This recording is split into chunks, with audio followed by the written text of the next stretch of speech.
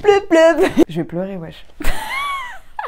Elle, c'est Fanny, la créatrice de Come Prima, une marque de lingerie inclusive, élégante et artisanale, fabriquée dans son atelier en Alsace. Son objectif, briser les tabous de la lingerie post-opératoire et redonner confiance aux femmes, sans compromis sur le style et la sensualité. Découvrez son histoire et son engagement. Come Prima, c'est de la lingerie inclusive pour toutes les femmes, et notamment celles qui ont eu un cancer du sein. Si tu devais te décrire en 3 mots, ce serait ? Passionnée, audacieuse et travailleuse.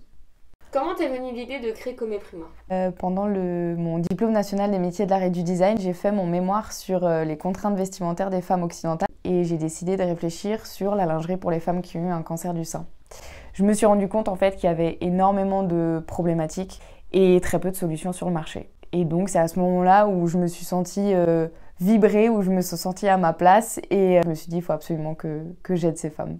Beaucoup de mes proches m'ont dit « Fanny, il faut absolument que tu le fasses ». Et il y a quelqu'un qui m'a dit une phrase que je retiendrai toute ma vie, c'est « Si tu ne le fais pas, il y a quelqu'un d'autre qui le fera à ta place ». Si Come Prima était une femme, à quoi ressemblerait-elle ?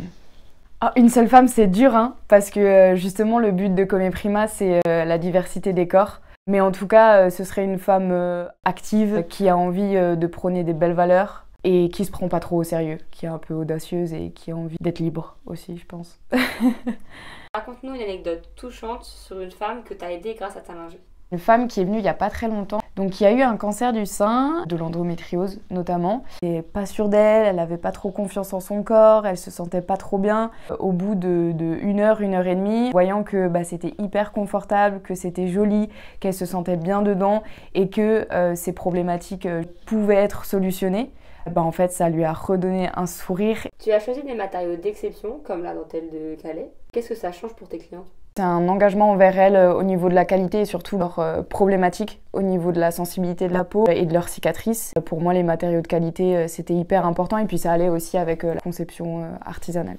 C'était quoi ton moment de fierté ultime depuis le lancement ? Il y en a eu plusieurs, hein, mais déjà il y a eu le concours des 101 femmes, du coup le photoshoot. Vraiment c'était pareil, sous le signe de la sororité, du partage, avec des nanas incroyables, une équipe de dingue. C'était quoi le plus gros challenge pour toi ? Le plus gros challenge, je pense que ça a été tout le développement de produits.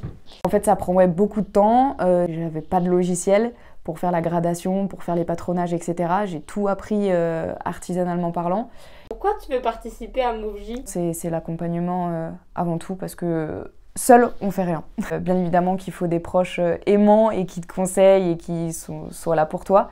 Mais c'est aussi hyper important de discuter et de pouvoir partager ses peurs, ses réussites avec des personnes qui sont aussi dans le milieu. Bien évidemment, je pense aussi que c'était hyper important de promouvoir le message de Come Prima et les valeurs qu'il y a derrière. Mon but à l'heure d'aujourd'hui, c'est d'aider le plus de femmes possible. Si tu gagnes, qu'est-ce que ça changerait pour Come Prima ? Je pense que ce serait un gros tremplin pour Come Prima. Sur 3 à 5 ans, j'ai pas mal d'objectifs. Ouvrir une boutique physique. Ici, en Alsace, ce serait top avec mon petit atelier et mon petit showroom.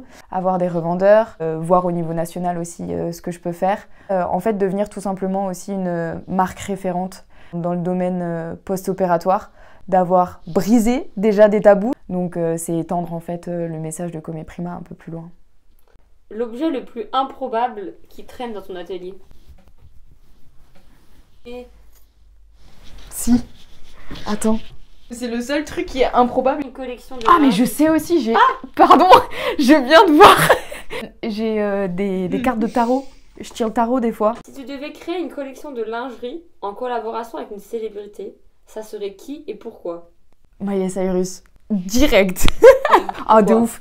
Je la kiffe trop. Elle représente pour moi la féminité libre, audacieuse et qui en a rien à foutre de rien et qui s'assume telle qu'elle est et tout ce que j'ai envie de représenter, quoi.